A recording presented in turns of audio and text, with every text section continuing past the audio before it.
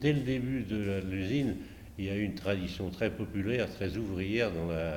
C'était un coin où tous les dimanches matins, ils vendaient l'UMA dans les cités des Batignolles. Et ça a toujours, la solidarité a toujours joué, quoi.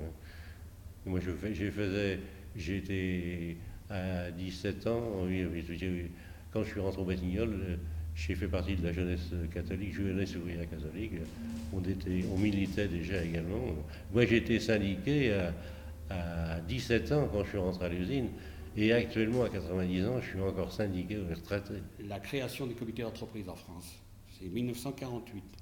Il existait un comité de suivi au niveau de l'usine de Nantes avant la création des comités d'entreprise en France, avec du personnel, du représentant du personnel, la direction, etc. Ça existait avant en Batignolles. Vous étiez en avance socialement.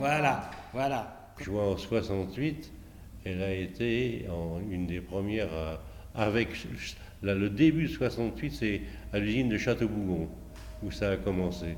Mais nous, on était toujours derrière, on n'était pas les premiers, on était souvent les premiers à débrayer. On montait la garde. Il y avait deux endroits où on montait la garde, à la Porte Nord et puis à la Grande Porte. On dormait dans l'usine. On avait installé au-dessus des armoires dans le vestiaire des grandes planches, puis on dormait là sur des matelas pneumatiques en 68, puis on attendait les CRS à venir nous déloger. Et en 71, il y a eu une grève très importante. En janvier, février, on était les seuls sur Nantes, parce qu'on était l'usine de Nantes, on n'était pas rattaché au même syndicat patronal que d'autres entreprises de la navale, et il y avait des écarts de salaire assez importants. Alors on essayait une en grève, et ça a duré 7 semaines.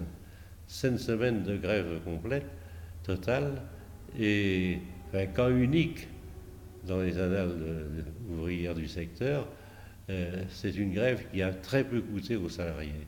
Il y a eu des collègues d'organiser dans toute la France, et il y avait un car qui avait été loué avec des gars de la CGT, de la CFDT, Force ouvrière, et ils ont sillonné les grandes villes de France en faisant des collectes comme ça. Et avec l'argent des collectes, là je faisais partie moi de la commission où on distribuait les fonds aux grévistes. Et les ouvriers ont pratiquement été remboursés à peu près à 100%. On a récupéré à l'époque 140 millions de centimes. De collecte. Oui, de collecte sur toute la France.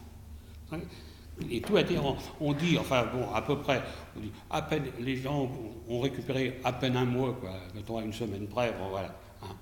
Comme on a été aussi en avance socialement, par rapport, alors,